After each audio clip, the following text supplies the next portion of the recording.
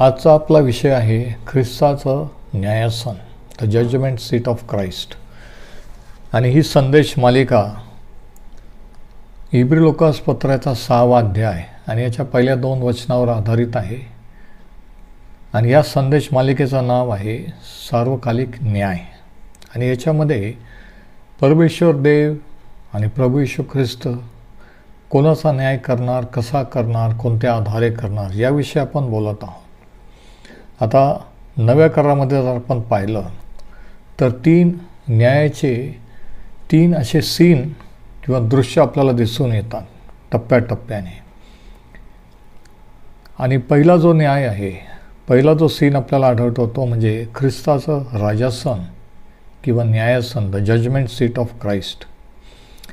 आता या ठिकाणी न्यायासन किंवा जजमेंट सीट याच्यासाठी जो ग्रीक शब्द वापरला आहे तो आहे बीमा.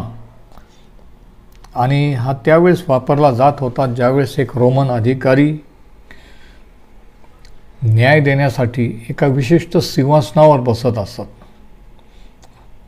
आणि त्या ठिकाणावरून ते न्याय किंवा दंड घोषित करत होते. पंत पिलात प्रभू येशूचा न्याय करण्याच्या वेळेस तो त्या सीटवर, त्या न्यायासनावर बसला आणि त्याने प्रभू येशूची चौकशी केली आणि मग न्याय दिला. परंतु पवित्र शास्त्रात सांगितलेलं आहे की देवाच्या लोकांसाठी, ख्रिस्ती विश्वासाऱ्यांसाठी सुद्धा एक प्रकारचा न्याय होणार आहे. आपण वाचू पेत्राचं पहिले पत्र याचा पहिला अध्याय आणि याच्या 17व्या वचनात पेत्र काय लिहितो बघा. जो तोंड देखला न्याय करत नाही तर ज्याच्या त्याच्या कृत्याप्रमाणे न्याय करतो त्याला जर तुम्ही पिता म्हणून हाक मारता वगैरे, म्हणजे तो तोंड देखला न्याय करीत नाही तर ज्याच्या त्याच्या कृत्याप्रमाणे न्याय करतो. आणि पुढे पहिले पेत्र 4 आणि वचन 17 तो असं लिहितो, कारण देवाच्या घरापासून न्याय निवाड्यास प्रारंभ होण्याची वेळ आलेली आहे. जरा ऐका, देवाच्या घरापासून. आणि देवाचं घर म्हणजे देवाची मंडळी, चर्च. तर पेत्र लिहितो, देवाच्या घरापासून न्याय निवाड्यास प्रारंभ होण्याची वेळ आलेली आहे. आणि तो आरंभ प्रथम आपल्यापासून जर झाला तर देवाच्या सुवार्तेचा अवमान करणाऱ्यांचा शेवट कसा होईल. आपल्यापासून जर न्याय सुरू झाला तो म्हणतो, तर जे सुवार्तेवर विश्वास ठेवत नाही, देवाला मानत नाही, त्यांचं काय होईल. पहिले पेत्र 4 आणि वचन 17. तर न्यायाची सुरुवात कुठून होणार आहे? नेहमी देवाच्या घरापासून, देवाच्या लोकांपासून, की ज्यांच्याजवळ देवाविषयीचं सत्य आहे, ज्यांना देवाविषयी सत्य माहीत असलं पाहिजे. आणि म्हणून त्यांना जे माहीत आहे देवाबद्दल त्याच्याबद्दल जबाबदार धरलं जाणार आहे. रोमकरास पत्राचा 14वा अध्याय आणि 10 ते 12 पाऊल याविषयी आणखी काय लिहितो आपण जरा वाचू. रोमकरास पत्र 14 आणि वचन 10 ते 12. तर मग तू आपल्या भावाला दोष का लावतोस किंवा तू आपल्या भावाला तुच्छ का मानतोस? कारण आपण सर्व ख्रिस्ताच्या न्यायासनासमोर उभे राहणार आहोत. कारण शास्त्रात असे लिहिले आहे की प्रभू म्हणतो, ज्या अर्थी मी जिवंत आहे त्या अर्थी माझ्यापुढे प्रत्येक गुडघा टेकेल व प्रत्येक जीवा देवाचे स्तवन करेल. तर मग आपल्यातील प्रत्येकजण आपल्या स्वतःविषयीचा हिशोब देवाला देईल. रोमकरास पत्र 14, 10 ते 12. आता बघा, ते शेवटचं वचन महत्त्वाचं आहे की आपल्याला आपल्या स्वतःविषयीचा हिशोब द्यायचा आहे. आपल्या पालकांचा किंवा दुसऱ्यांचा नाही. आणि म्हणून आपण दुसऱ्याचा न्यायनिवाडा करण्यात वेळ घालवू नये.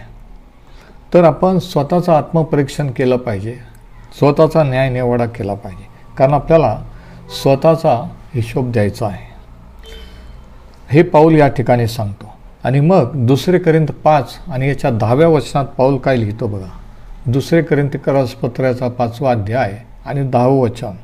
कारण आपणा सर्वांना ख्रिस्ताच्या न्यायासनासमोर खऱ्या स्वरूपाने प्रगट झाले पाहिजे. आपणा सर्वांना अंडरलाईन करा, म्हणजे त्याच्यात कोणीही ऑप्शन नाही आहे. पाळक असो, बिशप असो, ऑर्डिनरी चर्च मेंबर असो, कोणी असो, आपणा सर्वांना ख्रिस्ताच्या न्यायासनासमोर खऱ्या स्वरूपाने प्रगट झाले पाहिजे. यासाठी की प्रत्येकाला त्याने देहाने केलेल्या गोष्टीचे फळ मिळावे, मग ते चांगले असो की वाईट असो. 2 कोरिंथ 5 आणि वचन 10. म्हणजे जे काही आपण ह्या आयुष्यात शरीरात म्हणजे देहात असताना कृत्य केले, चांगले असोत की वाईट, ते सर्व उघड केले जातील, काही झाकलं जाणार नाही. ज्यावेळेस ख्रिस्ताच्या न्यायासनासमोर आपण उभे राहू त्यावेळेस. आणि तर याचा अर्थ काय की चांगले असो की वाईट असो, प्रत्येक गोष्ट ही उघड केली जाईल. आता काही लोक जसे काही कुंपणावर किंवा भिंतीवर बसलेले असतात, म्हणजे इकडेही नाही आणि तिकडेही नाही, म्हणजे त्यांना कोणत्या प्रकारचा निर्णय किंवा वैयक्तिक समर्पण देवाला करायचं नसतं. ते कोणत्याच बाजूला जसे काही नसतात. परंतु ज्यावेळेस देवाचा पवित्र आत्मा मंडळीमध्ये कार्य करतो, ज्यावेळेस देवाचा पवित्र आत्मा अशा लोकांना स्पर्श करतो, त्यावेळेस देवाचा आत्मा ते कुंपण किंवा ती जी भिंत आहे ती पेटवतो. आणि मग ती पेटल्यानंतर लोकांना एकतर ह्या बाजूला किंवा त्या बाजूला उडी मारावी लागते. म्हणजे काय की पवित्र आत्म्याने मनाला टोचणी लावल्यानंतर माणूस काहीतरी निर्णय घेतो, देवाकडे वळायचा किंवा नाही वळायचा, द्विधा मनस्थितीत किंवा न्यूट्रल राहत नाही. आणि म्हणून बरेचशा लोकांना पवित्र आत्मा त्याचे कार्य आवडत नाही, कारण देवाचा पवित्र आत्मा एक्सपोज करतो, उघड करत असतो. कारण पवित्र आत्म्याजवळ कोणतेही न्यूट्रॅलिटी नाही. आतापर्यंत जे न्यायाविषयीचे 5 तत्व आपण पाहिले, मी तुम्हाला थोडक्यात परत एकदा रिकॅप करतो. पहिलं तत्व हे की वैयक्तिकरित्या आपल्या प्रत्येकाचा वैयक्तिकरित्या न्याय होणार आहे. दुसरी गोष्ट, आपण शरीरात किंवा ह्या आयुष्यात काय केलं, चांगलं किंवा वाईट, ह्याच्याबद्दलचा हिशोब द्यावा लागणार आहे. तिसरं तत्व हे की देवाजवळ पक्षपात किंवा भेदभाव नाही. चौथं तत्व आपण पाहिलं हे की परमेश्वर देव आपले हेतू आणि आपले उद्देश हे पारखून पाहिल. आपण काय केलं एवढंच नाही, तर कोणत्या उद्देशाने, कोणत्या हेतूने केलं.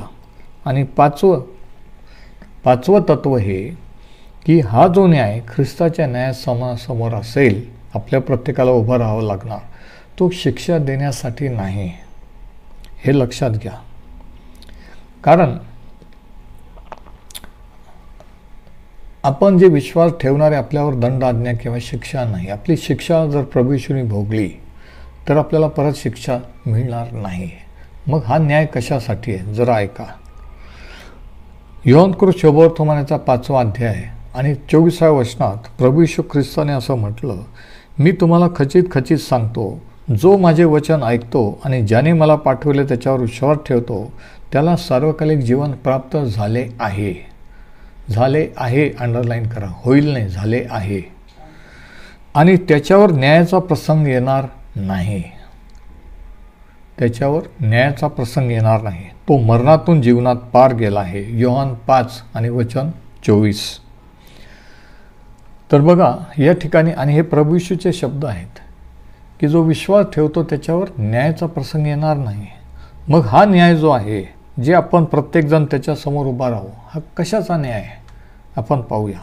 आणि मग रोमकरास पत्राचा 8वा अध्याय आणि 1ल्या वचनात लिहिलेलं आहे, म्हणून ख्रिस्त येशूमध्ये असलेल्यांना दंड आज्ञा किंवा न्याय नाहीच.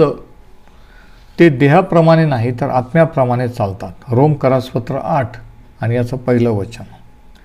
म्हणजे आपण या न्यायामध्ये शिक्षेबद्दल बोलत नाही की कोणाला कोणतीही शिक्षा मिळणार.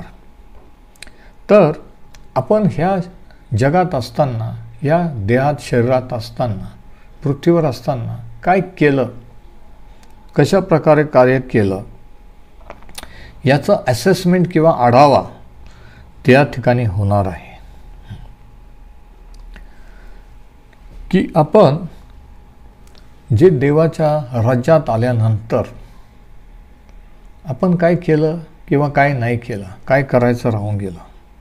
आता पाऊल याविषयी सांगताना 1 कोरिंथिकरास पत्रात काय लिहितो जरा ऐका. 1 कोरिंथ 3 आणि याच्या 11व्या वचनापासून मी वाचतो. येशू ख्रिस्त हा जो घातलेला पाया, त्याच्या वाचून दुसरा पाया कोणाला घालता येत नाही. ह्या पायावर कोणी सोने, रुपे, मौल्यवान पाषाण, लाकूड, गवत, पेंडा यांनी बांधतो, तर बांधणाऱ्या प्रत्येकाचे काम उघड होईल. म्हणजे बघा, पाया हा ख्रिस्त आहे, कोणती व्यक्ती नाही, चर्च नाही, पाळक नाही, बिशप नाही. ख्रिस्त हा पाया आहे. मला विचारू द्या की तुमच्या विश्वासाचा पाया कोणावर आहे? तुमच्या चर्चवर, मंडळीवर आहे, पाळक साहेबांवर आहे की ख्रिस्तावर आहे? ख्रिस्त हा जो घातलेला पाया, त्याच्या वाचून दुसरा पाया कोणाला घालता येत नाही. ह्या पायावर कोणी सोने, रुपे, मौल्यवान पाषाण ही एक कॅटेगरी, आणि दुसरं लाकूड, गवत, पेंडा यांनी बांधतो, तर बांधणाऱ्या प्रत्येकाचे काम उघड होईल. तो दिवस ते उघडकीस आणील. तो दिवस म्हणजे न्यायाचा दिवस, ज्यावेळेस आपण त्याच्यासमोर उभे राहू. कारण तो अग्नीसह प्रगट होईल आणि प्रत्येकाचे काम कसे आहे याची परीक्षा ह्या अग्नीनेच होईल. बघा, क्वालिफिकेशननी, एक्सपिरियन्सनी नाही. ऐकून घ्या, तुम्ही चर्चमध्ये कोणत्या पदावर होता ह्याच्यावरून नाही. जरा ऐका. बांधणाऱ्या प्रत्येकाचे काम उघड होईल आणि ते अग्नीने प्रगट होईल. प्रत्येकाचे काम कसे आहे याची परीक्षा अग्नीने होईल. ज्या कोणाचे त्या पायावर बांधलेले काम टिकेल त्याला मजुरी मिळेल. ज्या कोणाचे काम जळून जाईल त्याचा तोटा होईल. तथापि तो स्वतः तारला जाईल, परंतु जणू काही अग्नीतून बाहेर पडलेल्या सारखा तो तारला जाईल. पहिले करिंथ 3:11-15. आता अशा प्रकारे विश्वासाऱ्यांचा, देवाच्या लोकांचा म्हणजे तुमचा आणि माझा न्याय ह्या कारणासाठी होणार आहे. ऐकून घ्या. आणि ह्याच्यामध्ये 2 गोष्टी सांगितलेल्या आहेत. पहिली गोष्ट, आपलं बांधकाम जीवनाचं ख्रिस्त हा पाया त्याच्यावर असलं पाहिजे, कारण दुसरा कोणता पायाच नाही आहे असं शास्त्र सांगतं. आणि दुसरी गोष्ट ही की आपल्या सेवेची किंवा कार्याची किंमत याचा आढावा घेतला जाईल की त्याचं मूल्यांकन किंवा व्हॅल्यू हे ठरवलं जाईल. आता वेगवेगळ्या पदार्थच या ठिकाणी सांगितलेले आहेत की सोनं, आणि आपण वाचलं मौल्यवान पाषाण, रूपं किंवा लाकूड, गवत आणि पेंढा, की कशाने आपण बांधकाम केलं. आता आपल्याला माहिती आहे की सोने, रुपे, मौल्यवान पाषाण हे व्हॅल्युएबल आयटम्स आहेत, मौल्यवान वस्तू आहे. परंतु लाकूड, गवत, पेंढा ह्या व्हॅल्युएबल नाही, नश्वर आहेत, ज्या नष्ट होतील. म्हणजे आपण कोणत्या प्रकारे कार्य केलं, कोणत्या गोष्टीला महत्त्व दिलं हे अग्नीने पारखलं जाईल. तेव्हा कोणी म्हणणार नाही की मी इतके वर्ष चर्चचा सेक्रेटरी होतो किंवा पाळक होतो किंवा आम्ही असं केलं तसं केलं. अग्नीने परीक्षा ती केली जाईल. म्हणून आपली सर्व्हिस किंवा आपली सेवा कोणत्या क्वालिटीची आहे हे पाहिलं जाईल. जर टिकणाऱ्या वस्तू आहेत, सोनं, मौल्यवान पाषाण, तर ते अग्नीत टिकतं न्यायासमोर. पण जर लाकूड, गवत, पेंडा अशा वस्तूंनी जर बांधकाम केलं असेल किरकोळ, तर ते अग्नीत भस्म होतं. समजतंय ना? म्हणजे किरकोळ गोष्टी ज्या टिकू शकणार नाही. म्हणजे किती मोठी सेवा केली, क्वांटिटी हे महत्त्वाचं नाही, तर क्वालिटी देव पाहतो. क्वालिटी महत्त्वाची आहे. आणि म्हणून सेवा करत असताना आपण स्वतःचा आढावा घेतला पाहिजे, स्वतःचं मूल्यमापन केलं पाहिजे की मी सेवेचं बांधकाम किंवा मी जे करत आहे, तुम्ही जे करत आहात ते कशावर बांधत आहे, त्याच्यातून काय निष्पन्न होत आहे. ते काय फक्त गवत, पेंढा आणि असं काही भुसा असं काही आहे का की जे नाश होईल. आणि जर अशा किरकोळ गोष्टीवर आपण बांधकाम करत असू आणि त्याला जर देवाचं कार्य आणि देवाची सेवा समजत असू, जे समाजकार्य आहे बहुतेक जे कोणीही करू शकतं, त्याला ख्रिस्ती असण्याची गरज नाही, त्याला जर आपण देवाचं कार्य किंवा मिनिस्ट्री समजत असेल तर ते अग्नीने भस्म होईल, नष्ट होईल. आणि मग पाऊल म्हणतो की तो स्वतः तारला जाईल, ती व्यक्ती. पण जे काही कार्य केलं आयुष्यभर ते सगळं भस्म होईल, नष्ट होईल. जरा विचार करा. आयुष्यभर तुम्ही मनापासून देवाची सेवा म्हणून जर समाजकार्य किंवा इतर कार्य करत आला, त्याला जर सेवा समजत असाल आणि न्यायाच्या दिवशी ते सर्व भस्म होईल, तेव्हा कसं वाटेल? किती मोठं नुकसान, किती मोठा लॉस इतरांच्या समोर होईल, नाही का? पण आपण आपलं तारण नष्ट करणार नाही, पण जे काही केलं ते मात्र सगळं नष्ट होईल, भस्म होईल, हे पाऊल या ठिकाणी सांगतो. आणि म्हणून तुम्ही काय करीत आहात, आपण काय करत आहोत हे लक्षात ठेवा करताना, की त्याची अग्नीने परीक्षा एक दिवशी होणार आहे. आणि ते अग्नीत जर ते कार्य, ती सेवा टिकली तर ती क्वालिटी सोनं, रूपं, पाषाण, मौल्यवान पाषाण याच्यासारखी असेल. जर ती अग्नी टिकू शकली नाही तर मग ते व्यर्थ आहे. मग प्रश्न असा आहे की आपण आपल्या सेवा कार्याचे ॲसेसमेंट किंवा आढावा कशा प्रकारे घेऊ शकतो? आणि याचं उत्तर आहे 3 प्रकारे. पहिला पॉईंट, की आपले उद्देश काय आहेत, कशासाठी तुम्ही ते करत आहात? नाव कमवण्यासाठी समाजात, पैसा कमवण्यासाठी, तुम्ही गेल्यावर तुमचं नाव लोकांनी कौतुक करावं, हेतू काय? What is your motive? ही पहिली गोष्ट.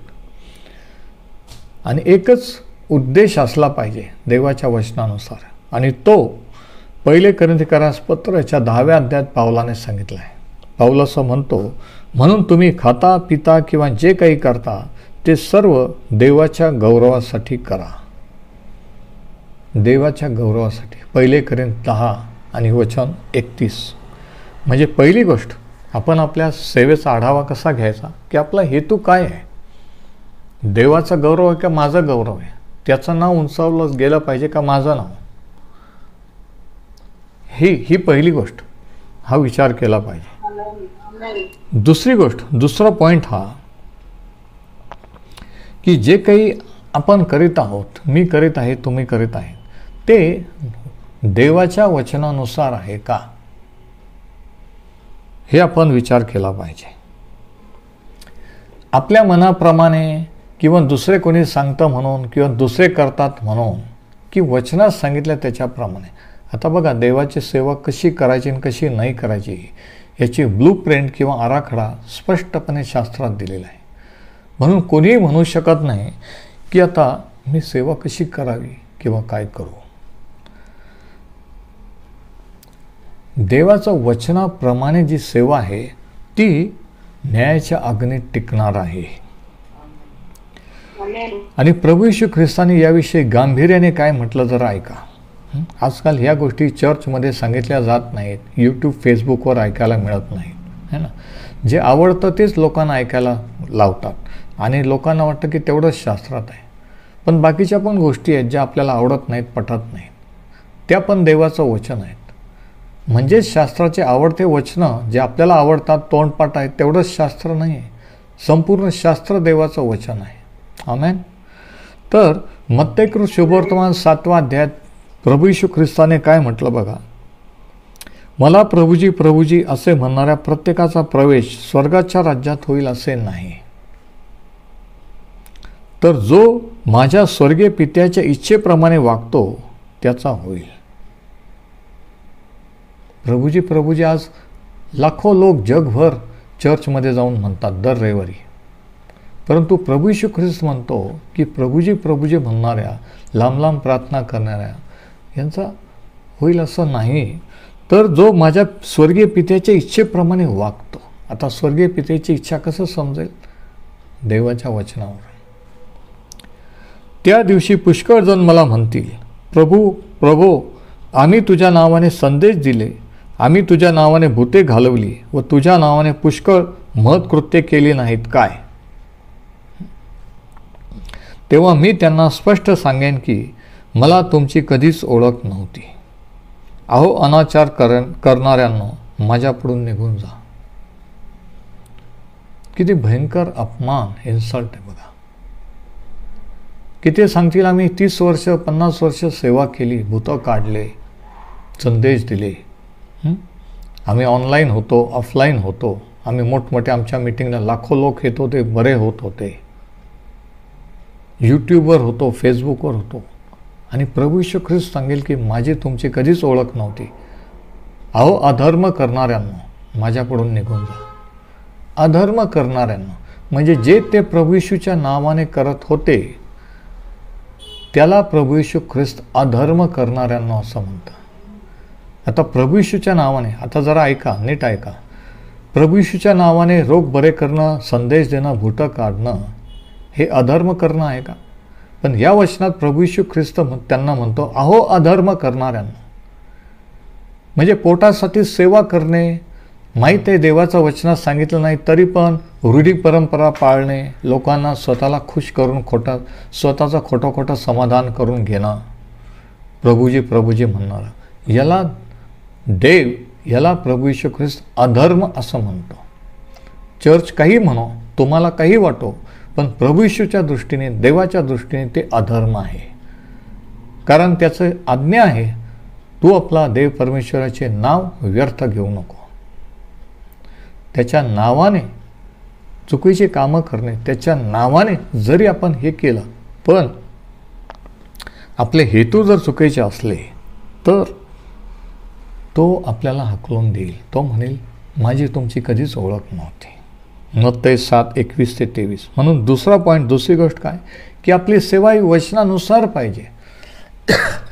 बाउंड्री लाईन हे देवाचं वचन आहे. कोणत्या चर्चचं कॉन्स्टिट्यूशन किंवा चर्चचे नियम नाही आहे, देवाचं वचन आहे. त्याच्यात भर घालायचे नाही आहे. नाही पण चर्चचे नियम पण पाळले पाहिजे असं कसं म्हणता पाळक साहेब? म्हणजे भर घालणं आहे. म्हणून भर घालायचं नाही त्याच्यातून का? देवाचं वचन पुरेसं आहे. ऐकून घ्या. आणि तिसरा पॉईंट, तिसरी गोष्ट की आपण आपल्या सेवेचं असेसमेंट किंवा मूल्यमापन कसं करू शकतो. रोमकरासपत्राच्या 15व्या अध्यायात पाऊल त्याच्या स्वतःच्या सेवेबद्दल काय म्हणतो बघा. कशा रीतीने पाऊल सेवा करत होता, त्याची सेवा कशी होती. रोमकरासपत्र 15:18 आणि 19 मध्ये पाऊल म्हणतो, कारण परराष्ट्रीयांना आज्ञांकित करावे म्हणून ख्रिस्ताने माझ्याकडून घडविले नाही असे शब्दाने किंवा कृतीने काही सांगायला मी धजणार नाही. म्हणजे जे त्यांनी माझ्याद्वारे नाही केलं ते मी सांगणार नाही की मी असं केलं, मी तसं केलं. है ना? जसं आज बरेचसे लोक थोडंसं झालं की मोठं करून सांगतात. तो म्हणतो की जे काही ख्रिस्ताने माझ्याद्वारे केलं नाही ते सांगण्याचं मी धाडस करणार नाही. विचार करा, आज कितीतरी जण धाडस करत आहे आणि लोक टाळ्या वाजवत आहे, चर्च टाळ्या वाजवत आहे, कौतुक करीत आहे. पाऊल म्हणतो मी जे माझ्याद्वारे देवाने नाही केलं ते मी खोटं सांगून स्वतःचं गौरव करणार नाही. चिन्हांच्या व अद्भुतांच्या सामर्थ्याने, म्हणजे चमत्काराच्या सामर्थ्याने, आता ऐका, पवित्र आत्म्याच्या सामर्थ्याने अशा प्रकारे मी यरूशलेम शहरापासून सभोवताली इल्युरिकम प्रांतापर्यंत ख्रिस्ताची सुवार्ता गाजवली आहे. या वचनामध्ये 19व्या वचनात पवित्र आत्म्याच्या सामर्थ्याने तो म्हणतो. पावलाजवळ क्वालिफिकेशन नव्हतं का? होतं. तो त्या काळातला गमालवेल जो सर्वात विद्वान माणूस त्याच्या हाताखाली शिकलेला होता. जरा ऐका, तो पेत्र, याकोब, योहान यांच्यासारखा अडाणी मासे धरणारा नव्हता. हायली क्वालिफाईड होता पाऊल. पण तो म्हणतो की पवित्र आत्म्याच्या सामर्थ्याने मी सुवार्ता गाजवली. म्हणजे पाऊल त्याच्या क्वालिफिकेशनवर, शिक्षणावर, त्याच्या धार्मिक तत्वावर अवलंबून नव्हता. त्याच्या घराण्यावर, तो किती उच्च बन्यामीन वंशाचा, परुषी वगैरे वगैरे, याचा त्याला अभिमान नव्हता. तो पवित्र आत्म्याच्या सामर्थ्यावर अवलंबून होता. पवित्र आत्म्याच्या मार्गदर्शनाने, सामर्थ्याने तो सेवा करत होता. परत एकदा ऐका ते वचन दुसऱ्या ट्रान्सलेशनमध्ये, कारण हे फार महत्त्वाचं आहे. आज सेवा सगळेच करत आहे, सगळेच धावत आहे, पण बक्षीस एकालाच मिळणार आहे. लक्षात घ्या. ख्रिस्ताने माझ्या हातून न घडवलेले असे काही सांगण्याचे धाडस मी करणार नाही. रोमकरासपत्र 15:18 आणि 19. तर त्याने विदेशी लोकांची मान्यता मिळवण्याकरता माझ्या शब्दांनी व कृतीने, चिन्हे व अद्भुते यांच्या सामर्थ्याने, पवित्र आत्म्याच्या सामर्थ्याने जे जे घडवले तेच सांगतो. किती विशेष आहे. ते असे की यरुशलेमापासून इल्लुरिकमापर्यंत आसपास मी ख्रिस्ताची सुवार्ता पूर्णपणे सांगितली. पवित्र आत्म्याच्या सामर्थ्याने हे पावलाचं सेवेचं गुपित होतं, रहस्य होतं. आज लोकांना त्यांच्या क्वालिफिकेशनचा अभिमान आहे. ते किती वेळेस परदेशात गेले, किती देश फिरले ह्याच्याबद्दल ते सांगतात. त्यांच्या मीटिंगला किती लोक असतात याचं त्यांना भूषण आहे. पण पाऊल म्हणतो की मी पवित्र आत्म्याच्या सामर्थ्याने हे केलं. मी माझ्या ज्ञानावर, बुद्धीवर, माझ्या शक्ती सामर्थ्यावर अवलंबून राहिलो नाही. ही तिसरी गोष्ट.